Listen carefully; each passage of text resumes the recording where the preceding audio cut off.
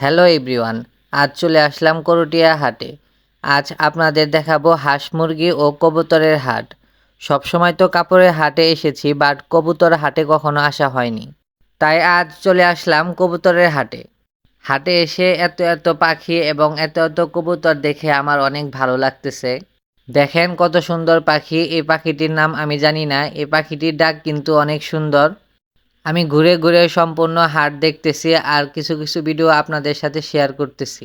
এই তো দেখেন এক জোড়া টিয়া পাখি, টিয়া পাখিগুলা দেখতে কিন্তু অনেক সুন্দর। তারপরে আমি চলে আসলাম হাঁসের হাটে। মোরগটা দেখেন মাশাল্লাহ লাল টুকটুকে ছিল। করটিয়া কাপড়ের হাটের মতো এই হাটটাও কিন্তু বিশাল বড় ছিল, আমি কিন্তু ঘুরে শেষ করতে পারতেছি না। তারপর দেখেন এখানে দুটি ছাগল ছিল, ছাগল দুটি কিন্তু অনেক বড় ছিল, ক্যামেরাতে তেমন ভালোভাবে বোঝা যাচ্ছে না।